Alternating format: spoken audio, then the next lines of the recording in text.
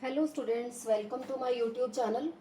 In the previous video, we have prepared a table related to agrarian reforms in Indian agriculture. So we have just to prepare three agrarian reforms. Number one, technical reforms, institutional reforms or journal reforms. We have explained which area is related to which type of reforms we have made under these reforms. Number one, regarding technical reforms, first was use of HYV seeds for the crops of wheat, bajra, rice, maize or jowar, etc. National Seeds Corporation that has been established, and in the year 2016-17 6,20,743 quintals seeds were distributed all over India. So for the improvement in agriculture, high yield variety seeds for all types of crops that has been used. Second point is use of chemical fertilizers to enhance the productivity for all the crops. Chemical fertilizers that has been used, and in 2017-18 265.9 lakh worth rupees chemical fertilizers that has been used. Then use of pesticides and insecticides for the protection of crops. For the protection of diseases in agriculture crops, the central plant protection centers has been set up, and integrated pest management programs that has also been initiated by the government, so that diseases can plants can be protected from diseases. Then mechanized means of cultivation in all the states. Agro Industries Corporation that has been set up, and regional rural banks and cooperative societies that are also been established, so that farmers can get machines on cheap and on credit basis. So these institutions helps a lot in the rural areas.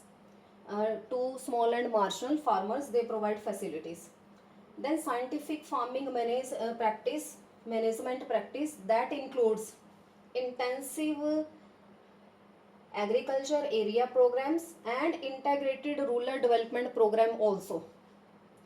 And they includes which type of scientific reforms that has been taken into account. Number one, selection of crops and quality. Number two, preparation of soil. Then rotation of crop, that is also essential so that fertility can be enhances. Then selection of seeds.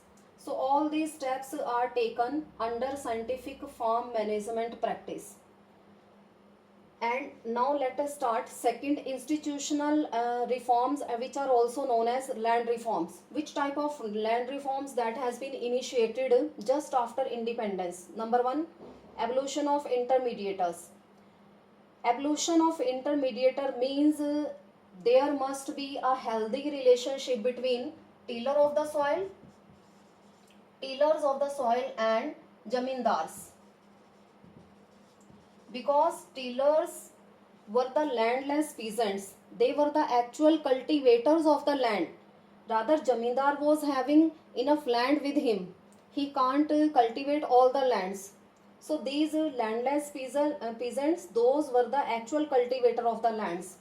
So intermediators must be removed, so that the landless peasants that can't be exploited by zamindars. Then tenancy reforms. It means all these landless tenancy reforms means many facilities that has been given by the government to landless peasants. And next one is consolidation of holding. Consolidation of holding means a farmer has a scattered field. Scattered means he is not having a big size of farm or big size of piece of land at one place. Rather, he is having 2 or 3 fields at different places, it means those are scattered fields. So government tries to consolidate those holdings.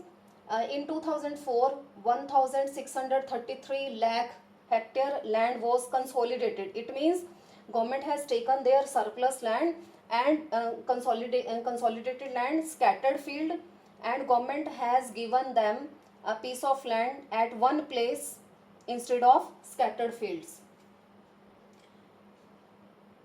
So in this way, different scattered fields that can be integrated on one place, so that farmer can do commercialization of agriculture and uh, cooperative farming also.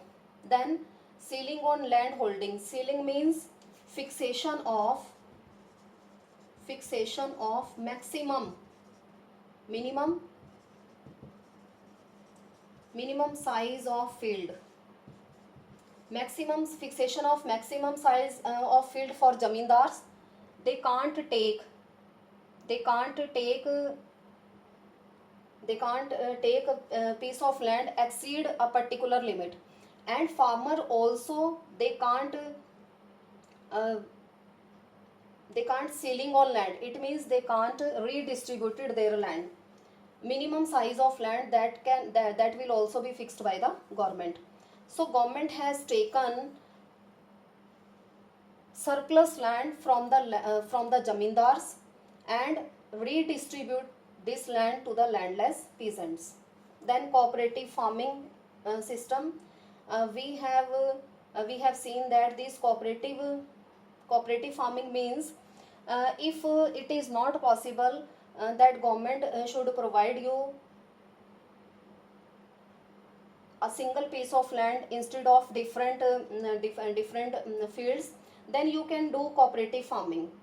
In cooperative farming, 5 or 6 yeah, 2 or 3 farmers that can be integrated, and they because they are having fields nearby, so that cooperative farming can take place. Suppose that 4 farmers are integrated and they are jointly doing farming. Then regulation of rent. It means rent has been fixed by the government. Rent will not be fixed by zamindars, and that is fixed as 1/3 of the total value of crop. If a peasant is landless, he is not having their own land with them, then he will give just 1/3 of total crop to the zamindars. Then which are the other reforms or journal reforms? Number 1, improvement in irrigation facilities. On the eve of independence, just 17% land was under irrigation, but at present 45% agriculture land is under irrigation. Then number 2, provision of credit. At present Apex institution, Apex Bank of rural area, which provide loan to the rural peasants, that is NABARD, National Agriculture Bank for Rural Development. Approximately these institutional banks that provide 72% credit facility, credit requirement of the farmers, they fulfill, and approximately 11,79,425 crore rupees that was provided as a credit to the farmers. Then regulated marketing system and cooperative societies. These regulated marketing system that has improved rural as well as urban areas marketing system, because they try to abolish intermediators, and which are also known as commission agents, and they provide genuine weights, and all type of facilities are provided to the peasants in these regulated markets. And these cooperative societies also help the farmers, because from sowing to harvesting, and ultimately they can also do marketing for their customers. If you are a member of cooperative societies, then cooperative societies will help you a lot. Then government has provided the facilities of minimum support price. minimum support prices are fixed by the government. It means if farmer wants to sell their price more than minimum support price, then they are free. But if they are not getting genuine price of their crop, then government must purchase their crop at minimum support price. And last one is the provision of uh, storage and warehousing facilities or cold storage. So government has provided such type of reforms because if farmers are not having storage facilities, general storage facilities or cold storage facilities, then crops will be destroyed. And warehousing facilities where farmers can save their crops, and ultimately whenever they will get genuine prices, they can sell their product to the market. So in this way we have tried to explain all these reforms in detail, so that we can make which type of facilities that government has provided after independence. Because before independence the agriculture uh, was approximately, that was gambling of monsoon, and moreover no reforms were initiated by British East India Company. So Indian economy reflects backwardness in all the way. But these general reforms takes place as well as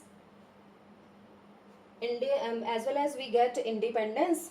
And because first and third 5-year plan, that was totally based upon agriculture. In 1966-67 we get green revolution, and a lot of amendments that has been made in regard of Indian agriculture. So that's all regarding this topic.